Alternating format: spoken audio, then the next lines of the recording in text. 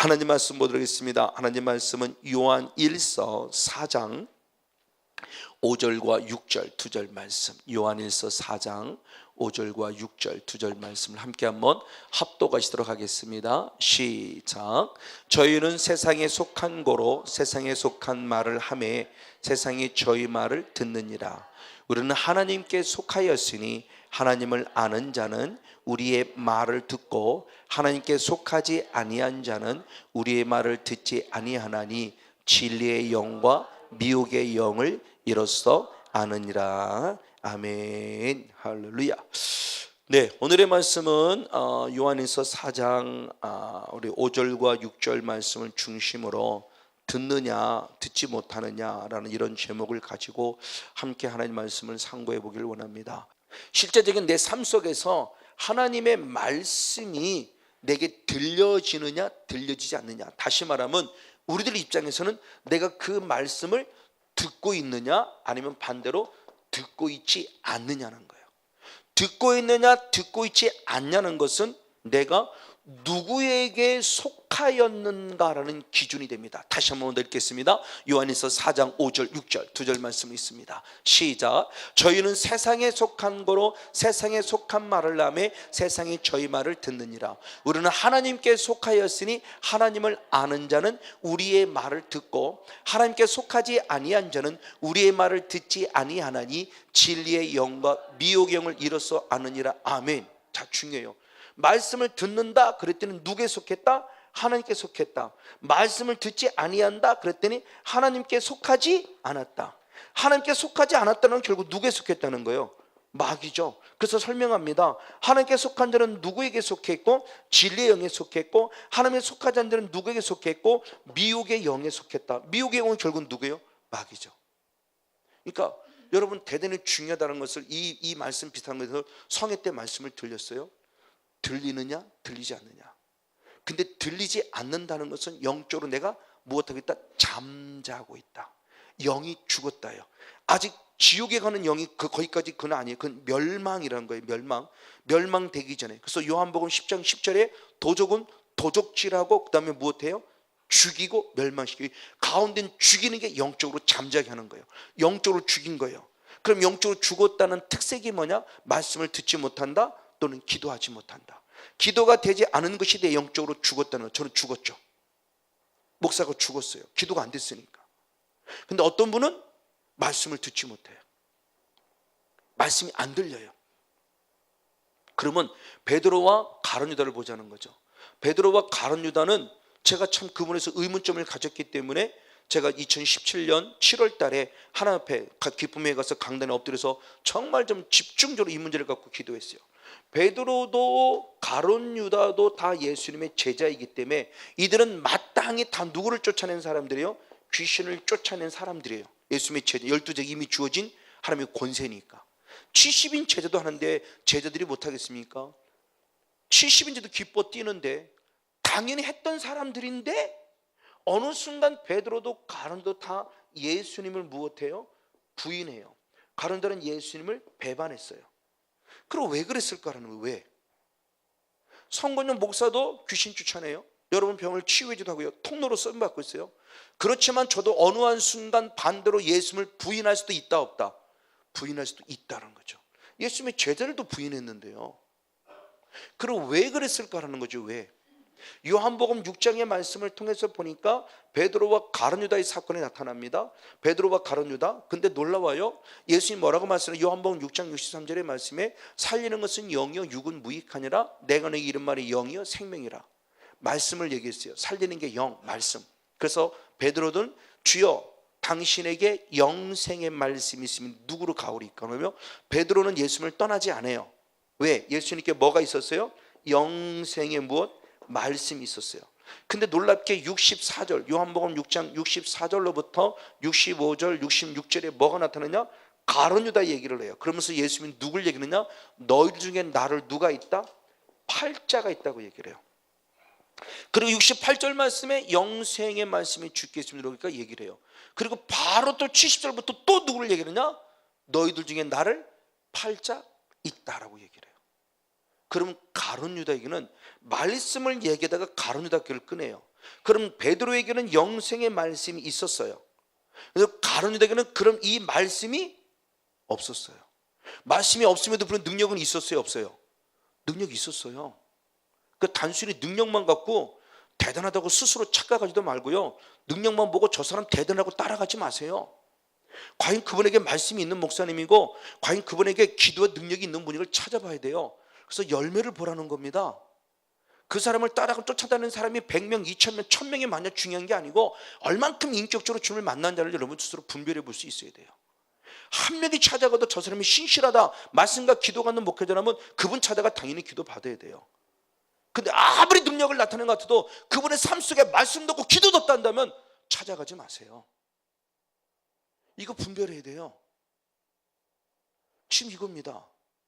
그리고 드디어 겟세마네 동산에서 예수님이 하시는 말씀이 있죠. 내가 심히 고민되었다. 왜? 죽을 것 같다. 십자가라는 사건을 알고 나도 고민이 된다. 그래서 예수님의 제자들과 함께 겟세마네 동산에 와 기도합니다. 기도하는데 그 누구도 다 기도하지 못하죠. 주님 말씀합니다. 마태복음 20장 41절 말씀에 너희가 시험에 들지 않게 깨어있어 기도하라. 다 기도하지 못했어요. 기도하지 못한 결과들은 다른 사탄에게 무엇 받았어요? 시험 받았죠. 자, 그러면 베드로는 말씀이 있었어요. 그런데 무엇은 없어요? 기도는 없어요. 그런데 가룟 유다는 아무리 귀신 쫓으려고 난리를 쳐도 말씀도 없고 뭐도 없어요? 기도도 없어요. 그래서 마가복음 9장 29절의 말씀에 기도 외에는 이런 유가 나갈 수 없다라고 그랬죠. 근데 결과를 보자는 겁니다. 결과. 베드로는 그래도 그나마 예수님을 부인한 다음에 닭 울음소리를 듣고 무엇하여? 회개하여 예수님께 돌아왔어요. 부인했는데. 근데 가룟 유다는 양심의 가책은 느껴서 후회는 했을지언정 회개하지 않았어요. 회개하지 못했어요. 왜? 이 얘기는 뭐가 없어요? 기도도 없고 말씀도 없었어요. 그럼 저와 여러분들 중에서 말씀과 기도가 늘 전무하면 가장 감사하지만 혹시 말씀에도 전무하지 못하면 하나라도 붙잡으라는 거예요. 말씀이라도 있든지 기도라도 있든지 그러면 살 기회가 있는데 가룟 유다는 대단히 놀랍게도 말씀도 없고 기도도 없었어요. 결국 실패자가 됐어요. 결국 배반자가 됐어요. 이게 보면 안타까운 거예요. 그들을 정죄하고자 함이 아닙니다. 하나님의 특별한 뜻이 되는도 모르니까.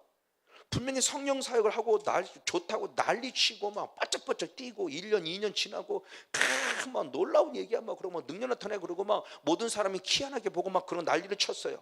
근데 어느 순간 1년 2년이 지났어요. 3년이 지났어요. 어느 순간 유야무야해요. 에이 별 볼 일 없나고 다 떠나요. 왜? 성령 사역으로 나타난 표적과 기사와 능력에 초점 맞췄기 때문에 이걸 반드시 해야 될 필수 사항으로 알고 나도 살고 나를 통해 누군가를 살리기는 천국 보내기 위한 어떤 통로로서의 모습에서 영적 삶에 초점 맞추지 않았기 때문에. 왜?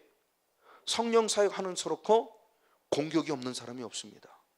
성령 사역을 통해서 누군가를 치유 회복하며 악한 영을 떠나보내면 반대로 악한 이도 그만큼 우리에게 심각한 공격을 해온다는 거예요. 오늘 안 오셨는데 이것도 오신 어떤 분도 그러는 거예요. 나도 예전에 성령 사역 하셨다는 거예요. 근데 목사님을 알고 보니까 내가 사후 관리를 비롯한 이런 부분의 모습을 그냥 능력은 왔으니까 본인 능력 왔어요. 뭐가 좋아서 했는데 잘 되는 것 같은 나중에 엄청난 공격을 당하면서 싹 까먹어버리고 밑바닥까지 내려갔다는 거예요. 왜 그러는 걸 그때는 몰랐다는 거예요. 이거를 그냥 능력만 나타나면 뭐가 있으면 좋은 건 줄 알았는데 그게 아니었다는 거예요. 그리고 드디어 와서 그러면서 새롭게 목숨을 또 다시 은혜를 받으면서 영성을 회복하게 만들고 내게 주신 은혜가 너무너무 감사하다고 그럽니다.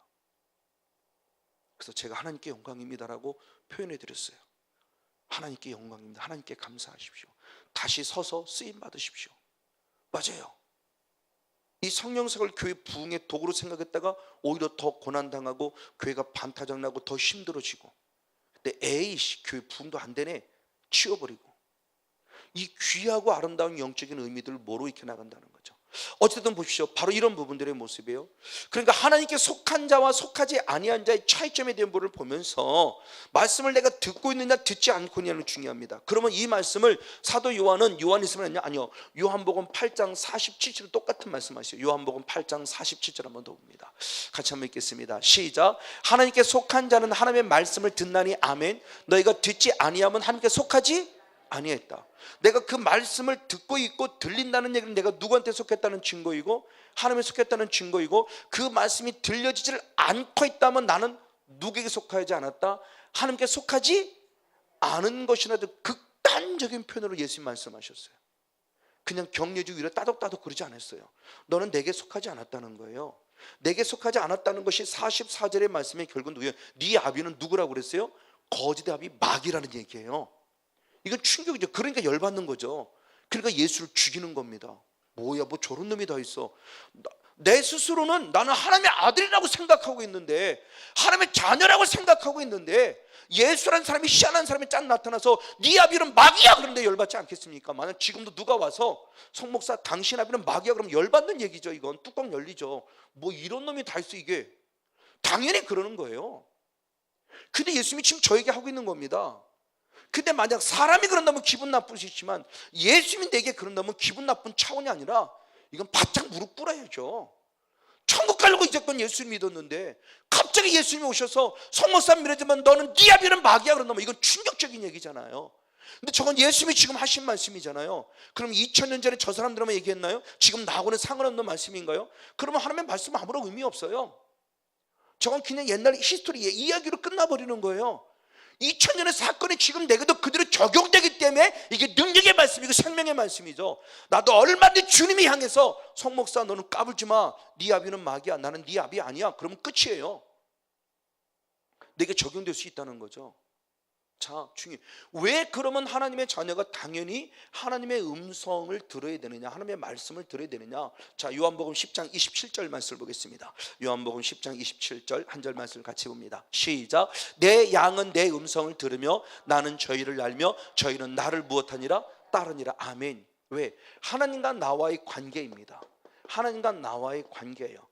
나는 하나님의 누구의 아들이에요. 나는 하나님께 속해 있어요. 나는 하나님께 난 자예요. 하나님의 자녀였어요. 그러면 나는 양이에요. 양은 누구의 음성을, 주인의 음성을 무엇해요? 들을 줄 알아야 돼요. 아들은 당연히 아버지의 음성을 들을 줄 알아야 돼요. 왜? 그래야, 중요한 말씀 다시 한번 봅니다. 내 양은 내 음성을 들으며 나는 저희를 무엇한다? 안다 그래요. 이겁니다. 자, 성경을 통해 수없이 말씀을 여러분들 수없이 할 때 많이 말씀을 드려요. 이 땅에서는 내가 예수를 믿음으로 구원해요. 예수를 믿는다는 게 뭐예요? 주의 이름을 부르는 거예요. 이 땅에서는 내가 주의 이름을 부르지만 마지막 때는 주님이 내 이름 불러주셔야 돼요. 주님이 내 이름 안 불러주면 다 천국 못 가요. 휴거가 안 돼요. 주님 앞에 갈 수가 없어요.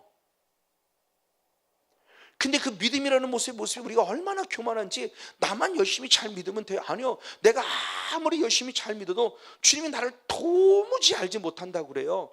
아무리 귀신 많이 쫓아오고 병 많이 고치고 선지자로 말씀을 기가 막히게 잘 전해서도 내 스스로 내가 말씀 안에 살지 못하는 불법을 행한 자란다면 나는 너를 도무지 알지 못한다고 말씀하셨어요. 그럼 천국이 아니란 얘기잖아요. 그러니까 믿는다고 하는 표현 속에서 중요한 부분의 모습이 바로 그겁니다. 그 믿음이라는 부분의 모습이요. 내가 주님을 아는 거예요. 그래서 주님께서는 사도 바울을 통해서 에베소 4장 13절의 말씀에 믿음이 무엇인가에 대한 부분을 표현했으니 에베소 13절을 봅니다. 에베소 4장 13절. 네, 같이 있습니다. 시작. 우리가 다 하나님의 아들을 믿는 것과 아는 일에 하나가 되어 온전한 사람을 이루어 그리스도의 장성한 분량이 충만한 데까지 이르리. 아멘. 사도 바울이 말합니다. 우리가 예수 그리스도를 나의 구원자로 믿는 것과 무엇하는 것? 아는 것에 무엇이 되기를 원한다? 하나가 되기를 원한다. 그러니까 믿는 것 따로 아는 것 따로가 아니라 믿는 것이 곧 아는 것이고 아는 것이고 믿는 것이라는 거예요. 그래서 똑같은 말씀이에요. 그래서 우리는 예수 그리스도를 나의 구원자로 믿음으로 구원을 얻어요. 그래서 에베소 2장 8절의 말씀이나 로마서 10장 9절의 말씀, 10절의 말씀을 믿음으로 구원이라는 단어를 분명히 표현했어요. 그런가 반면에 그 구원, 믿는 것 그래도 같다는데 이 믿음으로 말미암아 구원을 얻었다고 표현하는데 이 구원이 결국 영생, 중생, 구원 여러 가지 표현하죠. 구원 얻었다예요. 그러면 사도 요한은 이 사실을 또 다른 각도로 표현했을 때 요한복음 10장 3절을 보겠습니다. 요한복음 17장 3절 역시 한번 같이 있습니다. 시작. 영생은 곧 유일하신 참 하나님과 그의 보내신 자 예수 그리스도를 무엇하는 것이다? 아는 것이다 그래요. 영생은 곧 아는 것이에요. 그러면 믿음으로 구원을 얻는 것이나 아는 것으로 말미암아 무엇을 영생을 얻는 것은 결국 뭐다? 같다. 그러니까 믿는 것 따로 아는 것 따로가 아니라 믿는 것이 곧 아는 것이고 아는 것이 곧 믿음이에요. 그러니까 사도 요한은 예수님의 제자로서 3년간 예수님의 제자로 사역을 봤을 때 그 사역 속에서 예수님의 사역을 잘 보았고, 그리고 예수님이 하신 말씀들을 의미 깊게 들은 거예요. 그냥 막연히 따라다니는 제자가 아니었어요. 그러니까 사도 요한은 예수님은 믿음이라고 표현했죠. 요한복음 3장 16절의 말씀에 믿으면 독생자 예수를 믿음으로 표현했고, 사도 바울도 믿음으로 표현했는데, 사도 요한은 그 믿음이란 단어 자체가 추상적 단어거든요. 뭔가 아는 것 같은데 표현하기 참 어려워요. 그러니까 사도 요한은 열심히 3년 동안 주님을 쫓아다니고 드디어 요한복음을 쓸 때는 그런 믿음이라는 표현을 두 가지로 표현한 거예요. 그게 요한복음 1장 12절의 말씀에 영접하는 자 곧 그 이름을 믿는 자. 믿음은 결국 뭐예요? 무엇했다는 거예요? 영접. 그러니까 추상적 단어가 실제화된 단어로 표현해요. 영접. 믿음 그러면 믿습니다. 뭔가 알 것 같아. 아는 것 같은데 참 설명하기 어려워요. 믿음, 믿습니다. 이게. 근데 이걸 표현했어요. 영접이라고. 영접은 누구도 쉽게 설명해요. 모셔드리는 거예요. 그분을 내 안으로 모셔드리는 게 영접이에요. 그래서 두아디라 교회 얘기할 때도 똑똑똑 두드리노니 그랬죠. 예수님이 내 마음을 두드린 내가 마음을 열면 그랬습니다. 마음을 열면 영접이에요. 이게 영접이에요. 그럼 주님이 내게 쏙 들어오고 나도 주님 안에 쏙 들어가 산다고 그러는 거죠. 영접이에요.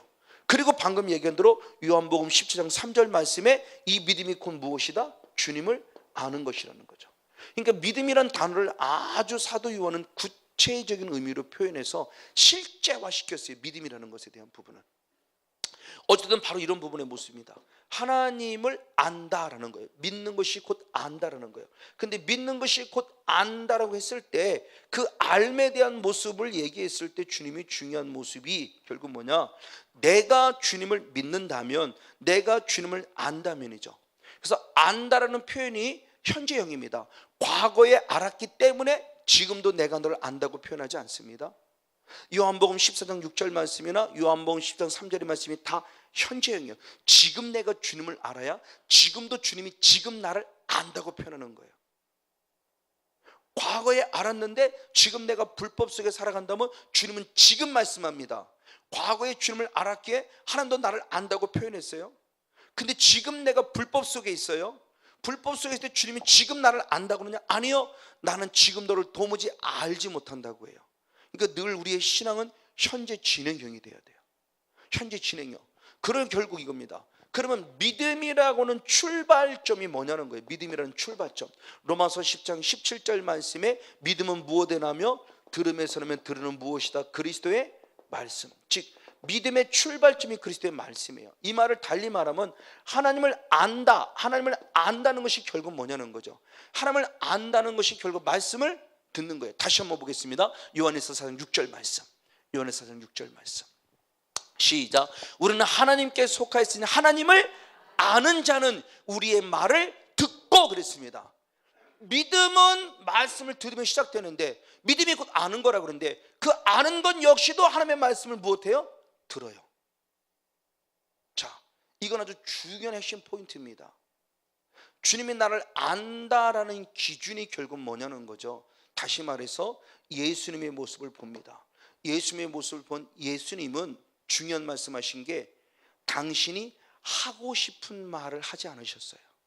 예수는 우리들에게 들려주는 말씀을 듣고 들은 말씀을 명령, 즉 영생으로 알아 그 말씀을 이른 대로 그대로 전했다.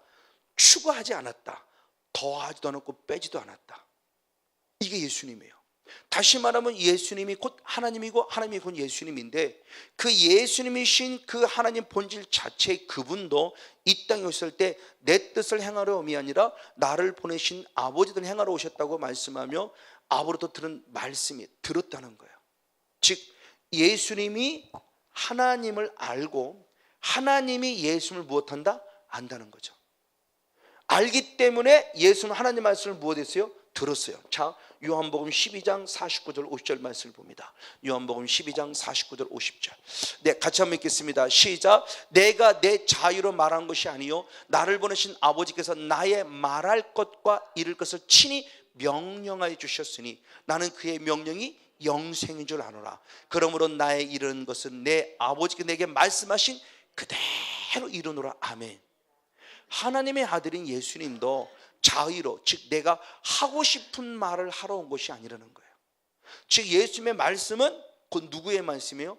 하나님의 말씀이에요. 왜? 하나님이 주신 뭐예요? 명령이기 때문에. 그래서 말씀이 선포라는 의미가 바로 거기 있는 겁니다. 말씀이 선포라는 것은 들어도 되고 안 들어도 되는 선택사항이 아니라 필수예요. 마땅히 들어요. 왜? 하나님의 명령이에요. 명령이라는 단어는 결국 군대 용어예요. 복종이라는 단어는 결국 군대 용어예요. 복종해도 되고 안 해도 되는 선택이 아니라요, 해야만 되는 거예요. 말씀은 반드시 들어야만 돼요. 그리고 들었기 때문에 반드시 순종해야만 돼요. 예수님 스스로도 지금 이겁니다. 왜? 하나님이 보내신 목적을 이루어 드리기 위함이에요. 즉 예수님이 하나님의 아들이라는 증명이 되는 거예요. 하나님을 알고 있다는 증명이 되는 거고, 하나님도 그를 안다고 얘기할 수밖에 없는 게, 왜? 그는 하나님의 말씀을 무엇했어요? 먼저 들었어요. 듣고 그 말씀이 뭔 줄 알았어요? 명령인 줄 알았는데, 이 명령이 곧 뭐예요? 영생이었던 거죠. 그래서 영생의 말씀을 있는 그대로 이르렀다. 더하지도 않고 빼지도 않고, 첨하지도 않고 가하지도 않고 빼지도 않고 감하지도 않고 가하지도 않고 있는 그대로에게 전하였다. 이게 바로 이 말씀의 권위죠. 그러면 이 영생, 명령이 영생이라는 말씀을 아까 읽었던 요한복음 6장 63절의 말씀에 살리는 것은 영이요 육은 무익하니라. 내가 너에게 이른 말이 영이요 생명이라. 내게 영이 되고 내게 생명되는 말씀, 바로 그 말씀이 바로 이거예요. 왜? 그분의 하나님의 무엇이기 때문에? 명령이기 때문에. 하나님의 명령. 그러니 예수님이 이 땅에 오셔서 우리에게 주신 이 말씀, 즉 예수님이 하나님을 알고 하나님이 예수님을 안다. 우리가 그 예수님 때문에 하나님을 알게 되었는데, 믿음으로 말미암아 하나님을 알게 되었는데, 그 하나님을 내가 안다라고 이제 말한다면 나는 반드시 하나님의 명령을 들어야 한다는 거죠. 할렐루야. 그래서 말씀이 설교이고 설교를 선포라고 하는, 왜? 명령이기 때문에. 그 때문에 설교는 중요한 모습이죠. 설교는 성경 때 많이 갔어요. 들려주는 것을 듣는 것이지 듣고 싶은 것을 듣는 게 설교가 아니에요. 그럼 강의 들어가면 돼요. 그냥 세상에 학문 강의 들어가면 돼요. 들려주는 것을 아멘으로 받는 게 설교예요. 이게 선포예요. 왜? 그분의 명령이니까. 그래서 신명기 27장에 저주를 선포할 때도 주님이 꼭 하신 말씀이 있어요. 저주를 선포한 다음에 아멘할지어다라고 명령했어요. 그러니까 저주의 말을 아멘으로 받아들이라는 거죠. 그러면 저주를 받으라고 저주의 말 선포하니 아니요. 저주의 말씀을 기록한 이유는 저주받지 않게 하기 위해서죠. 이것이 죄라는 걸 알려주려고 저주의 말을 선포하며 아멘할지어다 그런 거예요. 그러니까 들려주는 것을 내가 마음이 내 혼의 세계에서 원하지 않는, 나는 그 영의 세계에서 그것을 어떻게 아멘으로 받아. 왜? 그게 내게 생명이니까. 그게 나를 살리는 생명이니까. 왜? 살리는 것은 영인데 그 살리는 영이 하나님의 명령만이 나를 살린다고 그랬어요. 그분의 명령을 받아야 돼요. 바로 이 부분의 모습입니다. 바로 이 부분의 모습에서 우리들의 삶의 모습이 하나님 앞에 가까이 나아가는 모습, 이것이 바로 지성소의 영성이죠. 지성소의 영성. 그래서 주님이 이렇게 말씀하셨죠. 출애굽기 25장 22절 말씀. 출애굽기 25장 22절입니다. 시작. 거기서 내가 너와 만나고 속죄소 위 곧 증거궤 위에 있는 두 그룹 사이에서 내가 이스라엘 자손을 위해 내게 무엇할 명할 모든 일을 내게 이르리라. 아멘. 이게 지성소의 영성을 말하는데, 여기서 하나님의 나를 만난다 표현해요. 번제단에서 만난다고 표현하지 않습니다. 성소에서 주님 만난다고 표현하지 않아요. 지성소에 들어와야 만난다고 표현하세요. 그러면 주님을 만난다는 게 뭐냐 그럴 때 중요한 말씀하심이, 내가 이스라엘 자손을 위하여 내게 무할 명할 명령, 내가 너에게 명령할 바가 있다. 너의 행할 바를 명령해 주겠다. 가르쳐 주겠다. 하나님의 명령이에요. 주님의 이 명령을 듣는 겁니다. 이게 지성소의 영성이에요. 그러니까 번제단에 들어갔다 나와서 나 하나님 만나고 왔어? 아니요. 번제단에서 기껏 회개하고 갔어요? 그게 주님 만났다? 아닙니다. 마당들만 밟고 간 거예요. 지성소에 들어와서 그분이 주는 명령을 받고 한 주간 그래 그럼 내가 한 주간 동안 기도해야지. 그래 한 주간 동안 말씀 안에 있어야지. 그래 한 주간 동안 내가 전도해야지. 그래 한 주간 동안 영적 삶에 집중해야지. 뭔가 하나님의 명령을 받고 성경에 어떤 결단이 딱 서야 이게 주님 만났다는 증거지. 그냥 교회라는 곳에 건물에 왔다 갔다고 그게 주님 만난 거 아니에요. 그건 기껏 해봐야 마당들 밟고 간 거예요. 마당들 밟고 가는 것은 이방인들도 한다는 거예요. 이방인. 그게 주님 만난 게 아니에요.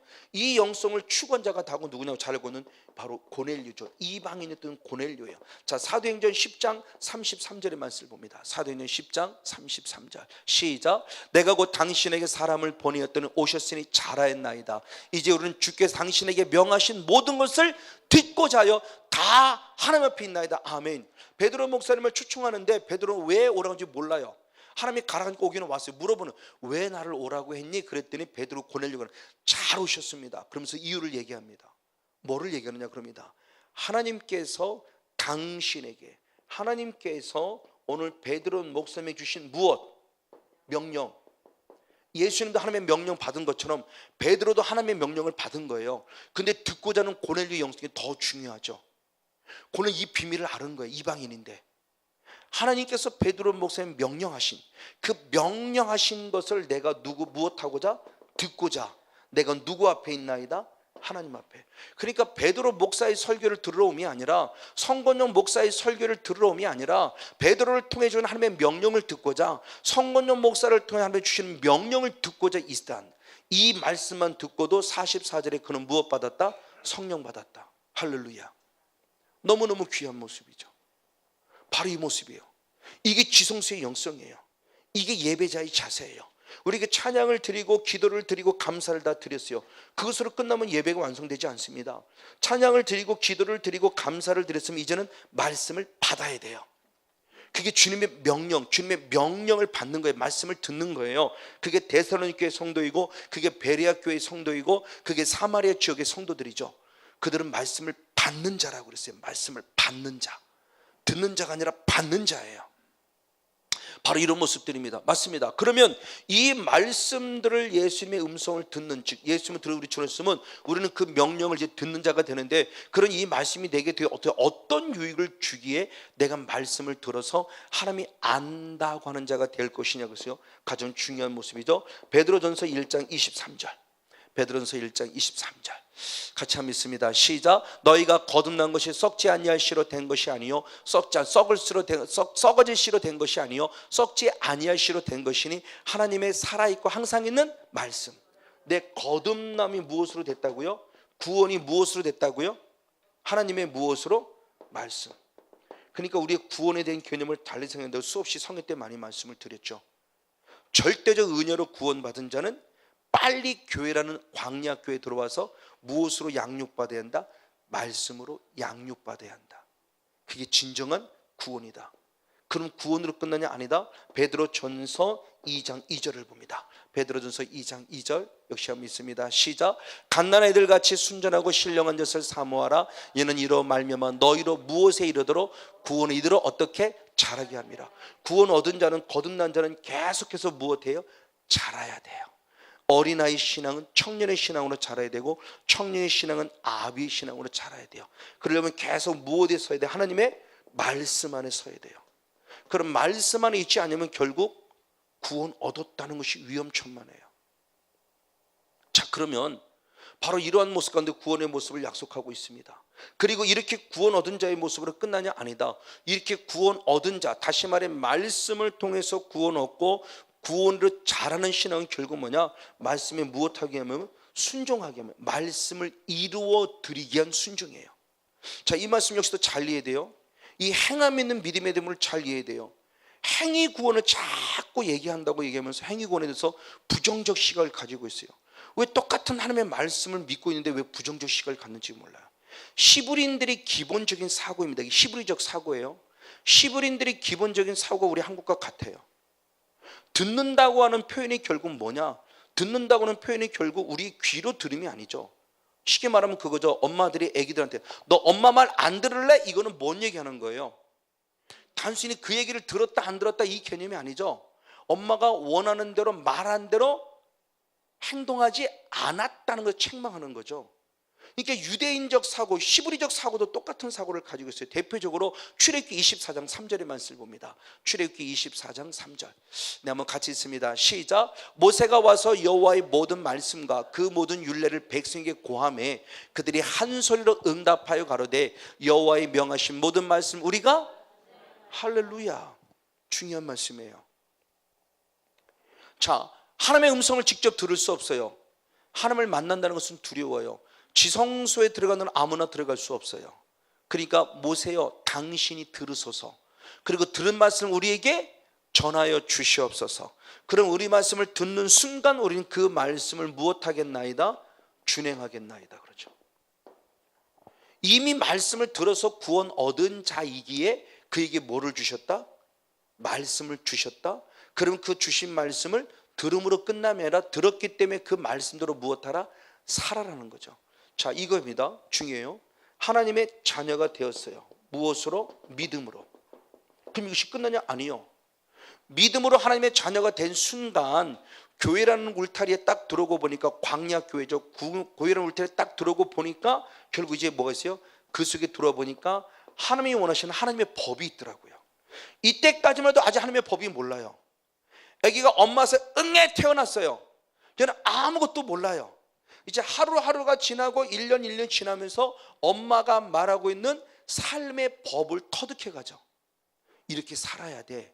이게 윤리적이고 이게 도덕적이고 이렇게 살아가야 되면서 말씀에 대한 법을 하나씩 가르쳐요. 그러니까 이게 중요한 거예요. 이 믿음의 모습이 말씀이 없는 믿음은 있을 수가 없는 거예요. 그러니까 구원 얻어서 예수님을 나의 구원자로 믿음으로 구할 때 이 믿음마저도 그때 내가 믿는 믿음이라고 말하지 말랐죠. 이건 믿음으로 구원 얻었다는 은혜를 얻고 보니까 내가 믿어서 구원 얻은 것이 아니라 주님이 나를 믿어줬다고 인정해서 얻은 절대적 은혜예요. 말 그대로 하나님의 거룩한 의를 입은 거예요. 그게 그냥 여겨주신 거예요. 여겨주신 거예요. 자, 외국인이 대한민국 국민이 됐어요. 그러면 법을 잘 지켰기 때문에 대한민국 국민이 아니요. 대한민국 국민이 되었기 때문에 지금부터 대한민국의 법대로 살아야 돼요.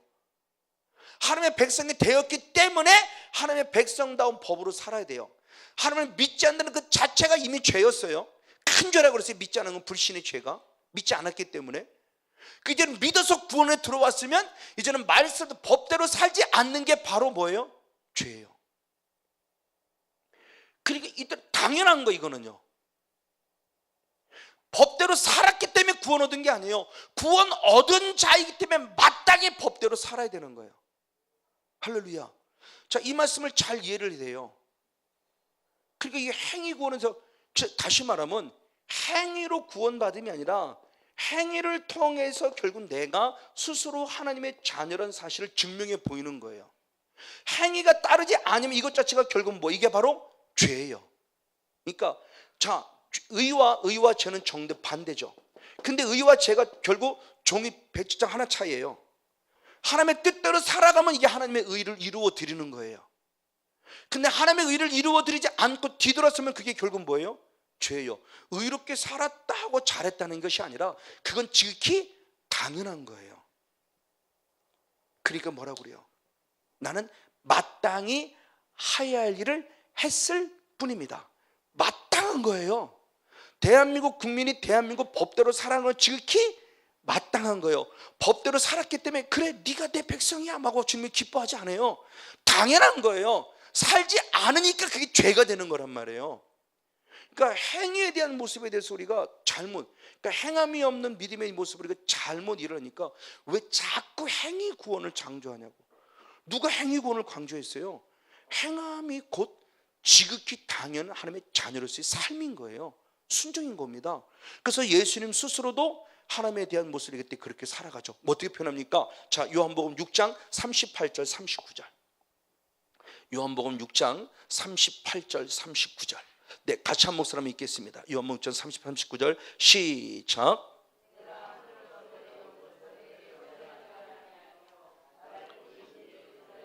네, 아멘. 거기까지만. 내가 하늘로서 내려온 것은 내 뜻을 행하려 함이 아니라 나를 보내신 뜻을 무엇하려 함이라? 행하려 함이라. 내가 하는 말도 내가 하고 싶은 말을 하면 하나님이 하게 하시는 말을 했고, 내가 지금 살아가는 것도 내가 하고 싶은 일을 하는 것이 아니라 주님 뭐라고 그래요? 하나님이 하게 하신 일을 해드렸다. 나를 보내신의 뜻을 이루어드렸다. 갈멜산의 엘리야도 똑같은 말을 하죠. 사도행전 열왕기상 18장 36절 말씀에 바로 이 능력의 모습을 나타냈을 때 하나님을 하나님 되게 하기 위하며 내가 주의 종이 됨을 알게 하기 위하며 내가 하고 싶은 것이 하나님이 하게 하셨음을 알게 하기 위함이라 그래요. 즉 능력 나타내는 것도 내가 할게라고 생각이 아니었다는 거죠. 하나님이 하게 하셨다는 거예요. 이거예요. 이게 물 흐르듯이 흘러가는 영성, 저는 그걸 깨달은 거예요. 아, 똑같은 하면서 뭘 해봐야지가 아니더라는 거죠. 뭔가 한번 해봐야지. 막상 뭔가 한번 해봐야지. 그래서 저도 그때 이 성회를 해봐야지. 그래서 처음에 성회를 이 은혜 받고 그럼 성회를 한번 해볼까 이렇게 했어요. 해볼까 하다가도 된통 당했어요. 제가 4개월 큰 아픔을 당했어요. 그럼 다 하다가 다 내놓고 딱 그때부터 무릎 꿇고 하나님 하길 원하십니까? 안 하십니까?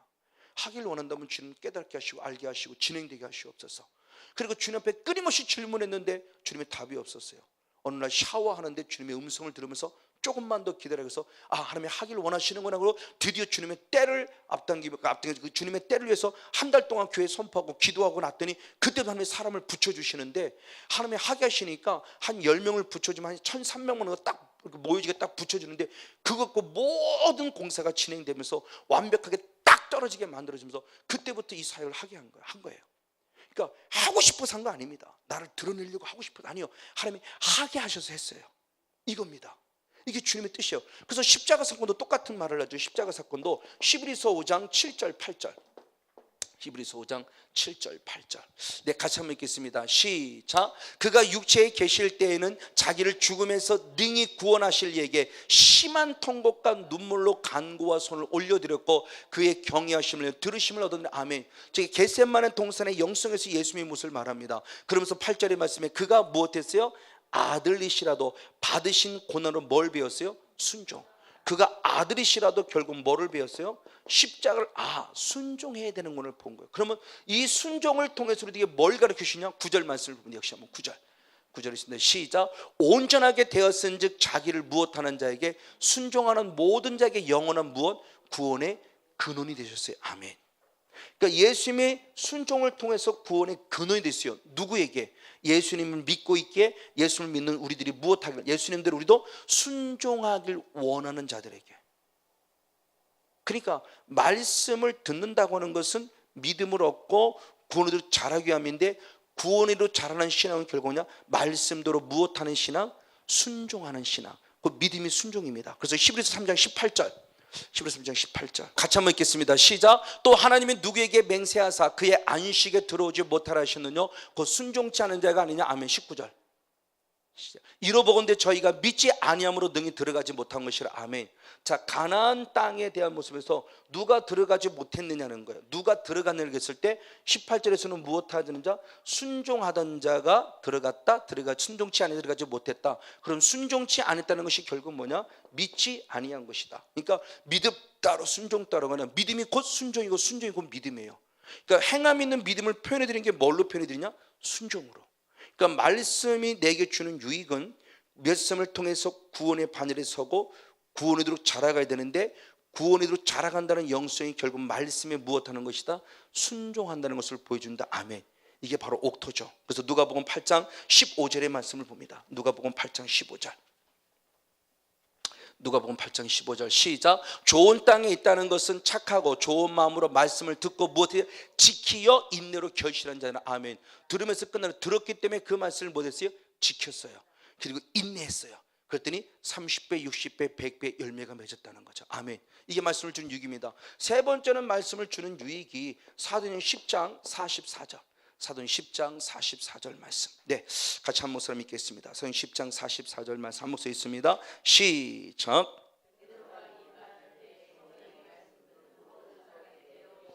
아멘. 즉 말씀을 들을 때 구원뿐만이 아니라, 그리고 말씀의 순종을 끝나면 아니라 말씀을 들을 때 내게 누가 임한다? 성령이 임한다. 아멘. 자, 이 교회가 에베소 1장 13절. 에베소 1장 13절. 시작. 그 안에서 너희도 진리의 말씀 곧 너희의 구원의 복음을 듣고 그 안에서 또한 믿어 약속의 성령으로 인침받았다. 에베소 교회가 어떻게 성령 받는 걸 봤더니 에베소 교인들이 말씀을, 진리의 말씀, 구원의 복음을 들었어요. 들음으로 끝나냐? 아닙니다. 들은 그것이 그 말씀을 무엇했다고 그랬어요? 믿었다고 그랬어요. 말씀을 믿었더니 그때 누가? 성령의 약속의 성령이 인치셨다면서 성령이 임하였음에 대한 모습을 보여줍니다. 이게 두란노 서원을 통해서 에베소 교회가 건강한 교회로 성장했음에 대한 모습을 보여주고 있죠. 그래서 누가복음 24장 32절의 말씀에도 엠마오로 내려가던 두 제자가 예수님의 말씀을 들을 때 뒤늦게 보니까 예수님이 깨달을 때 잠시 조금 전에 생각할 때는 맞아, 말씀을 들을 때 내 마음이 무엇하더라? 뜨겁지 않더냐. 그럼 말씀을 듣는데 왜 마음이 뜨겁냐는 거죠. 신명기 33장 2절을 봅니다. 신명기 33장 2절. 자, 이렇게 말씀했습니다. 시작. 일렀을 때 여호와께서 시내에서 오시고 세일산에서 일어나시고 바란산에서 비치시고 1만 성도 가운데 강림하셨고 그 오른손에는 불같은 무엇이 있더라? 율법이 있더라. 율법으로 강림하셨어요. 주님이 지성소의 영성에, 아까 얘기했죠, 지성소 출애굽기 24장 25절의 말씀에 말씀으로 오신다고 그랬어요. 근데 그 말씀으로 오셔 강림, 불기둥과 구름이 임하신 거예요. 그 강림하셨을 때 그냥 예수님이 하나님이 오신 거라 율법을 갖고 오시는, 말씀을 오시는데 그 말씀이 무엇 같은 말씀이다? 불 같은 말씀이다. 그러니까 불 같은 말씀을 들으니까 당연히 뜨거울 수밖에 없죠. 그 말씀을 들으니까 당연히 성령 받을 수밖에 없는 거죠. 그러니까 말씀만 잘 들어도 성령 받더라는 거죠. 할렐루야. 그러니까 옛날에 전통적인 신앙 안에서 말씀을 잘 듣는 권사님들 계셨어요. 속된 말로 표현하면 글자도 못 읽는 일자 무식의 권사님들인데 그분들은 영안이 열리셨어요. 그분들은 하나님과 교통하셨어요. 늘 철회하셨어요. 왜? 말씀만 잘 듣고도 성령 받다고 성경 기록했는데 그분들은 그러셨어요. 제가 모시고 있던 저희 어머니부터 시작해서 그 예전에 있던 그 권사님들, 정말 순수했던 권사님, 목사님한테 선포되는 말씀은 100% 하나님의 말씀이지만 그냥 그대로 순종합니다. 하나도 토달지 않아요. 지금 젊은 사람은 토달죠. 자기 이성과 맞지 않으면 다 토달아요. 근데 그때는 토달지 않았어요. 누가 봐도 정말 배운 것이 없어요. 근데도 불구하고 예배를 드리며 찬양하며 철회하며 기도하는 가운데 늘 성령 안에 있었어요. 왜? 말씀을 잘 들으셨거든요. 이거예요. 말씀만 잘 듣고도. 그럼 말씀만 들어 성령만으로 끝나느냐? 아닙니다. 말씀을 잘 듣고 난 다음에 결국 우리들의 인생에 어떤 모습이 되느냐? 요한일서 3장 한번 9절 말씀을 봅니다. 요한일서 3장 9절. 시작. 여호와께서 난 자마다 죄를 씻지 아니하나니 이는 여호와의 씨가 너희 속에 거하며 저도 범죄치 못하는 것은 하나님께로 났음이라. 아멘. 네 번째 모습의 말씀이 내게 주는 유익은 결국 뭐냐? 죄와 싸워 이기는 승리를 주더라는 거죠. 왜? 내 안에 뭐가 있으니까? 하나님의 거룩한 씨, 무엇이 있어요? 말씀이 자리를 잡으니까. 그래서 요한 1서 2장 1절에도 그렇게 표현해. 사도 바울이 요한 1서 2장 1절 역시 봅니다. 시작. 나의 자녀들아 내가 이것을 너에게 쓰면 너희로 죄를 범치 않게 하려면. 아멘. 자, 요한 1서라는 말씀을 쓰게 된 배경을, 그 목적과 이유를 확실히 얘기했어요. 내가 요한 1서를 쓰는 이것은 너희들이 이 요한 1서를 읽고 다시는 무엇하지 않기를 원한다? 죄짓지 않기를 원하기 때문이라고 그래요. 근데 우리 그동안 뭐라고 배웠어요? 우린 죄 짓지 않을 수 없어. 원래 죄인이야. 그럼 스스로는 죄를 합리화시켰잖아요. 왜? 우린 그동안 그렇게 배워왔어요. 만약 그렇게 배워왔다면 우리 저 말씀은 거짓말이 돼야 돼요. 하나님 어떻게 죄를 안 짓고 살아요? 거짓말이 된다니까요. 근데 가능하더란 얘기죠. 왜? 사도 바울이 로마서 8장 4절의 말씀에 성령이 내게 임하시는 것은 율법의 요구대로 살게 하게 합니다. 근데 그것이 어느 날 갑자기 사도 바울이 하나님의 음성을 들으냐? 아니요. 이미 에스겔서 36장 26절 27절에 예언된 말씀을 선포한 거예요. 이미 구약시대의 사람들도 말씀대로 살 수 있었어요. 어떻게? 성령 받으니까. 새 영을 받으니까 율법의 요구를 이루어 드렸어요. 사도 바울도 말합니다. 결국 말씀대로 못 산다는 것은 내가 그만큼 성령 충만하지 않다는 증거예요. 근데 부족하지만 잘했다는 것은 아닙니다. 성령 충만한 가운데 하나님의 나라가 이루어지니까 말씀대로 사라짐을 역시 경험해요. 할렐루야. 이게 정말 그래서 제가 이게 되어지는구나. 믿어보려고 노력하는 것이라 믿어지고요, 기도하려고 하는 것이라 기도가 되어지고요, 성경을 읽어보려고 한 것이라 성경이 읽어지고요, 성경이 들려지고요, 성경대로 사라지고요. 아멘. 이게 가능한 얘기구나. 근데 우리 불가능하다고 배웠구나. 왜?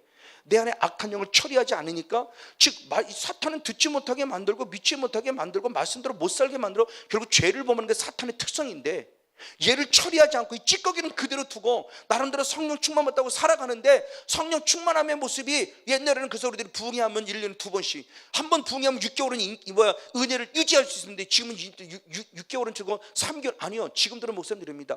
1주도 못 가요. 한 주도 못 가요. 한 주도 못 가요. 부흥회하면 은혜 받았다고 난리를 쳐도 한 주도 못 가고 원위치라는 거죠. 이게 사탄이 그만큼 최악의 극성을 부리고 있는 거죠. 최후의 발악을 하고 있는 거예요. 이걸 처리해주지 않으니까 그렇게 되는 거죠. 근데 이 은혜를 보니까 이게 처리가 되고 얘가 처리가 되니까 이게 가능하구나. 할렐루야. 맞아요. 이것이 결국 마귀와 싸워 이기는 것이죠. 바로 그 부분의 모습을 잘 얻는 요한에서 3장 8절의 말씀, 우리 한 목소리로 같이 한번 읽겠습니다. 요한에서 2장 14절의 말씀을 먼저 읽겠습니다. 요한에서 2장 14절. 네, 같이 한번 읽겠습니다. 요한에서 2장 14절 말씀 같이 한번 읽겠습니다. 시작. 아이들아, 내가 조금 시간상 들어도 맨 마지막 청년들 한번 볼게요. 시작. 청년들아, 내가 너에게 쓴 것은 너희가 강하고 하나님 말씀이 너희 속에 거하시고 너희가 흉악한 자를 이기었습니다. 아멘. 청년의 신앙으로 자라니까 하나님의 말씀이 내 안에 무기가 되어서 강하고 탐대짐으로 내가 누구와 싸우더라? 흉악한 자와 싸워 무엇하더라? 이기더라. 할렐루야. 청년의 신앙 말씀이에요. 결국 마귀와 싸우기 합니다. 그러니까 말씀이 내게 주는 유익이 어떤 유익을 주냐는 거죠. 말씀이 가장 먼저는 구원이에요. 구원을 얻어서 구원을 이루어 자라게서 순종케 해요. 그리고 순종의 말씀대로 살았더니 성령을 받아요. 성령을 받았더니 죄와 싸워 이겨요. 그리고 말씀을 성령을 받았더니 결국 죄와 싸움을 이긴 차원을 뛰어넘어서 죄짓게 만드는 누구까지? 마귀까지 싸워 이기며 마귀를 멸하는 승리자의 삶을 살아갈 수 있다. 아멘. 오늘 저와 여러분의 이런 은혜가 있기를 축복합니다. 들려지길 원합니다. 되어지길 원합니다. 깨달아지길 원합니다. 아멘. 그런 반면에 하나님께 속하지 않은 자, 하나님께 속하지 않은 자, 이 사람들은 말씀을 무엇하지 못한다? 듣지 못한다 그랬어요. 그러면 왜 말씀을 듣지 못할까라는 원인도 찾아봐야 되죠. 성경은 영적 원리를 분명히 가르쳐줬어요. 왜 듣지 못하지? 당연히 듣지 못, 그냥 막연히 듣지 못함이 아니에요. 자, 성경이 이렇게 답합니다. 히브리서 3장 13절의 말씀을 봅니다. 히브리서 3장 13절 시작. 오직 오늘이라 일컫는 동안에 매일 피차 권면하여 너희 중에 누구든지 죄의 유혹으로 강팍해 됨을 면하라. 아멘. 자, 오늘 피차 매일, 오늘 피차 매일 권면하라. 왜? 뭘 권면하냐? 누구든지 죄의 유혹으로 말미암아 무엇함을 강팍해 됨을. 즉 우리의 신앙이 마음이 강팍해지면 큰일이에요. 마음이 강팍이지 않기 위해서 매일마다 피차 무엇해야 돼요? 권면해야 돼요. 어제 권면하니까 끝나는 게 아니에요. 오늘도 또 만나면 또 권면해야 돼요. 마음 강팍해지지 마. 강팍해지면 큰일 나. 근데 마음이 강팍해졌다는 것은 성경 영적 원리가 무엇이냐? 나는 이미 죄의 무엇을 받았다는 거예요? 유혹. 아직 죄 짓지 않았어요. 근데 죄의 이미 유혹을 받았어요. 생각의 영역 속에서 이미 죄의 유혹을 받았어요. 그러니까 마음이 탁 닫혀져 버리는 거예요. 그러니까 남 탓할 필요 없다는 거죠. 내 탓이 남 탓이 아니에요. 내 마음이 닫혔다는 것은 영에서 내가 의도하지 않았지만 나는 지금 사탄의 유혹을 받았다 안 받았다? 받았는데 그걸 내가 수용했구나. 유혹을 받았어. 그러면 마음이 강팍했다는 열매가 뭐냐는 거예요. 자, 사도행전 19장 9절 말씀을 봅니다. 사도행전 19장 9절. 네, 같이 한번 읽겠습니다. 어떤 사람들은 마음이 굳어 순종치 않고 무리 앞에서 이 도를 비방하거늘 바울이 그들을 떠나 제자들을 따로 세우고 두란노 손에서 날마다 강론하더라. 아멘. 어떤 사람들은 마음이 못해 굳었다 그래요. 굳었다는 게 강팍하다는 원어와 똑같아요. 지금 이제 그 원어는 생각이 안 나는데 강팍했다는 원어나 굳었다는 원어가 똑같아요. 근데 앞절에서는 강팍하다고 표현했고 뒤에서는 굳었다고 표현했어요. 그러면 강팍해진 거죠. 똑같이 면 어떤 사람 마음이 강팍해졌다. 강팍해진 열매가 뭐냐는 거죠. 열매가 순종하지 않았어요. 그리고 사도 바울이 사역에 대해서 무엇하기 시작했어요? 비방. 그러니까 스스로를 분별해 볼 수 있는 거죠. 어느 날부터 내가 말씀에 순종하기가 싫어져요. 그리고 자꾸 비방이 나와요. 목사님 어떻게 그럴 수 있어? 목사님 자꾸 이게 나와요? 그러면은 그분 탓이 아니에요. 내 마음이 이미 무엇했다는 거예요? 강팍해졌다는 것이고, 내 마음이 강팍했다는 것은 나는 무엇했다는 거예요? 이미 사단에게 무엇을 받았다? 미혹을 받았다. 근데 내가 끌어들인 거예요. 그걸. 내가 수용한 거예요. 이겁니다. 그러니까 영적 원리를 알고 보니까 이거구나. 맞아요. 그래서 사단의 존재가 이런 모습 속에서 우리들의 존재의 모습인데, 그러면 이렇게 해서 말씀을 듣지 못하게 하는 이것이 언제부터냐 그랬더니 예레미야 22장 21절을 봅니다. 예레미야 22장 21절 같이 한번 읽겠습니다. 시작. 내가 평안할 때 내가 내게 말하였으나 내 말이 나는 듣지 아니라 하였나니 내가 어려서부터 내 목소리를 청종치 아니함이 근데 이 듣지 않은 이것의 모습을 보니까 이것이 내 어느 순간이 아니라 내가 무엇했을 때부터 어려서부터의 뭐라고 그래요? 습관이에요. 어려서부터의 습관. 어느 순간 나이가 탁 먹었는데 탁 안 듣기 시작한 것이 아니라 영의 원리를 보니까 어렸을 때 습관이라고 그래요. 근데 어렸을 때 습관이 이것이 끝내냐? 아니요. 똑같은 말씀이 예레미야 3장 25절을 봅니다. 예레미야 3장 25절 역시 한번 있습니다. 시작. 우리는 수치 중에 눕겠고 우리는 수육에 덮이올 것이니 이는 우리와 우리 열조가 어렸을 때부터 오늘까지 우리 하나님 여호와께 범죄하여 우리 하나님 여호와의 몫을 청종치 아니했습니다. 아멘. 나만이 아니라 누가? 우리 열조가 언제서부터? 어려서부터. 그러면 제 아들이 하나님의 말씀을 듣지 않는다는 것은 아들 탓이 아니라는 거죠. 누구의 영성이 흘러갔다는 거예요? 아비의 영성이 흘러간 거예요. 그럼 아비를 보니까 아비 역시도 똑같이 저도 어려서부터 말씀을 듣지 않는 게 습관이었어요. 그러면 오늘 보면 제가 이것이 아니라 저 누구였대? 우리 부모님이. 그러니까 영적인 사역 속에 이게 참 기가 막힌 일이구나 이게. 이걸 반드시, 그러니까 너는 이 새끼야 왜 예배를 안 들어 왜 그래? 라고 아무리 얘기해봐요. 아니요. 성경대로 들어간다면 괜히 걔만 기죽을 필요 없어요. 성경 들어가면 결국 누구 탓이에요? 내 탓이야. 내 모습이 그대로 투영되고 있는 거죠 지금. 이게 참 마음 아픈 거예요. 근데 이걸 그동안 우리가 못 해왔잖아요. 못 해왔어요. 그래서 누구를 만나 다 길가밭을 만들었어요. 길가밭을 만드는 정도로 끝남이 아니라 다 돌짝밭을 만들었고 그리고 다 가시밭을 만들었어요. 길가밭은 들은 말씀을 빼앗겼어요. 돌짝밭은 말씀을 들은 것 같은데 말씀 때문에 시험 들었어요. 가시밭은 말씀을 통해서 들으며 신앙생활 하는 것 같은데 근심, 걱정, 염려 때문에 쓰러지고 넘어질 뿐 아니라 때로는 연락, 너무너무 좋아하면 너무너무 좋아서 세상의 것에 취해서 일락, 연락, 연애 이거에 빠져있음을 통해서 결국 하나로부터 점점 떠나가는 삶. 그러니까 잘 먹고 잘 사는 게 무조건 좋은 것만 아니에요. 잘 먹고 잘 사는 어느 순간부터 하나님을 떠나요. 이게 가시밭이에요. 때로는 너무너무 근심, 걱정, 염려 속에 있어요. 때로는 말씀 때 은혜를 받아요. 돌짝밭이에요. 말씀 때 은혜를 받는데 말씀 때문에 시험 들어요. 이게 돌짝밭이에요. 결국 하나님부터 자꾸 멀리 떨어지다. 그러면 왜 그럴까를 보는 겁니다. 왜? 그러면 왜 이렇게 되지? 결국 어두명이에요. 그래서 주님은 방법을 알려줬어요. 듣지 못하는 자에게 들으라는 방법입니다. 그것이 결국 할례를 받으라는 거예요. 자, 예레미야 6장 10절의 말씀을 봅니다. 예레미야 6장 10절의 말씀. 예레미야 6장 10절의 말씀을 역시 한번 같이 한번 들어보겠습니다. 시작. 내가 누구에게 말하면 누구에게 경책하여 누구에게 듣게 할꼬. 보라, 귀가 할례받지 못하였으므로 듣지 못하는도다. 보라, 여호와의 말씀을 그들이 자기의 욕으로 여기고 이를 즐겨하는다. 하나님의 말씀을 욕으로 여기고 즐겨하지 않아요. 왜? 말씀을 듣지 못하고 있다는 거죠. 왜? 주님의 답은 너무 간단합니다. 무엇받지 않았기 때문이다. 할례받지 않았기 때문이다. 이걸 달리 말하면 할례를 받으면 말씀이 들려진다는 거죠. 귀가 할례를 받으면 말씀이 들려지고 마음이 할례를 받으면 주님을 섬길 수 있다는 거예요.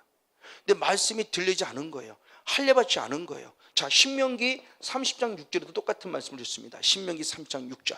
역시 한 목소리 같이 있습니다. 시작. 내 하나님 여호와께서 내 마음과 내 자손의 마음에 할례를 바쁘사 너로 마음을 다하여 성품을 다하여 내 하나님 여호와를 사랑하게 하사 너로 생명을 얻게 하실 것이다. 아멘.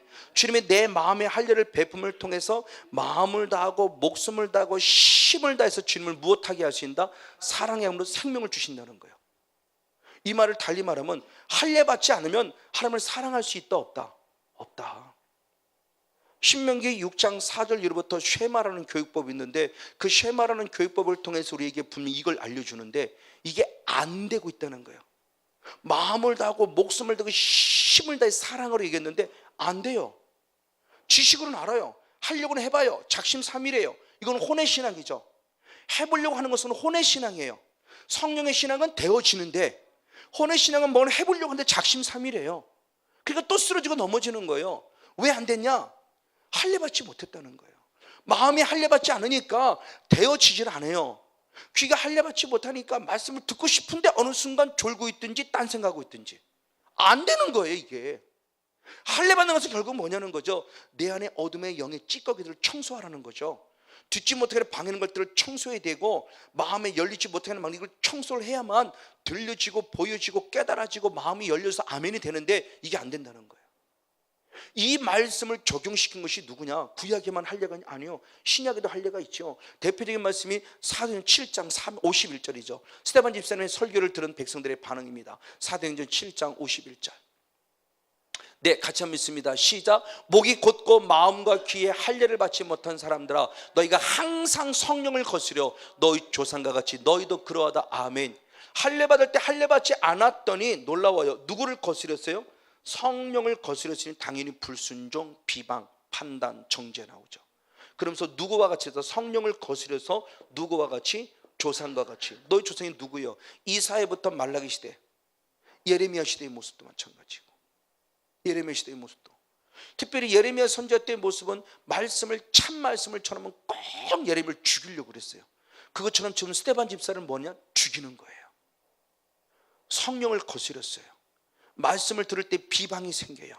그러니까 말씀을 들을 때 베드로 설교를 들은 자는 어찌할꼬 하고 회개해서 성령 받았는데 스데반 집사님의 설교를 들은 자도 마음은 찔리는 모습은 똑같이 왔어요. 이게 말씀의 기능이니까.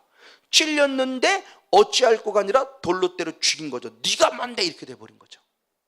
똑같은 말씀을 들었는데 어떤 사람은 어찌할꼬고 회개하는 사람이 있는 반면에 어떤 사람은 네가 뭔데 그런 소리를 해? 이거 되는 거죠. 네가 하나님이야. 그리고 결국 스데반 집사를 죽이죠. 예레미야를 죽이려는 한 것처럼 수많은 선지자를 죽이려는 것처럼 똑같이 하고 있더라는 거예요. 예수님은 예레미야의 말씀에서 예레미야 7장의 13절 위에 말씀에서 예레미야 23장 4절 위에 쭉 말씀을 보면 주님이 새벽부터 부지런히 가르쳤는데 23년 동안 부지런히 들려줬다고 그래요. 예레미야 이걸 거의 11번 뭐 많이는 12번, 13번도 볼 수 있을 것 같고 조금 더 문장에 따라서 어쨌든 최소부터 11번 이상을 반복적으로 얘기했어요. 나는 너희들이 부지런히 들려주었다. 부지런히 들려줬다. 근데 너희가 듣지를 않았다. 너희가 듣기를 거부했다고 말하면 그들이 죄를 책망해요. 듣지 않음에 대한 죄를 책망해요. 새벽부터 23년간을 요시야 왕 13년 때부터 23년간을 부지런히 예수님께서 하나님께서 예레미야를 통해서 깨달아 회개 돌아오고 가르쳤는데 누구도 듣지 않았다는 거예요. 어려서부터 습관이 이게 조상들의 습관이었고 결국 할례를 받은 할례를 받지 않았다는 결과라는 거죠. 그럼 저와 여러분은 결국 뭐냐는 거죠. 하나님께 속했다. 그래서 말씀이 들리는 것은 어느 순간 들려지는 것이 아니에요. 우리의 본질은 진노의 자식이에요. 에베소 2장 2절 3절의 말씀에 하나님 말씀에 불순종할 수밖에 없는 진노의 자식이에요. 그런 말씀이 들려진다는 것은 결국 뭐냐? 영적 할례를 받았다는 거죠. 할렐루야. 저는 영적 할례를 통해서 들려지고 보여지고 깨달은 은혜를 입었어요. 그럼 오늘 저와 여러분도 영적 할례가 있기를 원합니다. 할렐루야. 그것은 성령으로만 가능한 거예요. 그럼 언제 성령 받냐? 회개할 때 제사 안 받고 성령 받는다고 그랬어요. 이 시간 다시 한번 여러분 회개하시기를 원합니다. 어려서부터 말씀을 듣지 못했던 나의 모습, 이것이 나의 조상으로부터 흐르는 모습, 주님 이 시간 내 귀가 할례받기를 원합니다. 내 눈이 할례받기를 원합니다. 내 마음이 할례받기를 원합니다. 들려지기 원합니다. 깨달아지기 원합니다. 그래서 주님 앞에 속한 자로서 말씀을 이루어드리기 원합니다. 주님 내 안에 영적인 할례를 통해서 철저히 차단하고 끊어주심을 통해서 새롭게 보여주는 은혜 속에서 영적 할례당으로서 주님만을 자랑하고 성령으로 봉사하는 성령 충만한 주인공에게 주시옵소서. 우리도 마치 은혜의 바늘에서는 복되고 그런다는 시간 우리 모두의 주인공이 되어지기를 주님으로 간절히 축복하고 축원을 드립니다.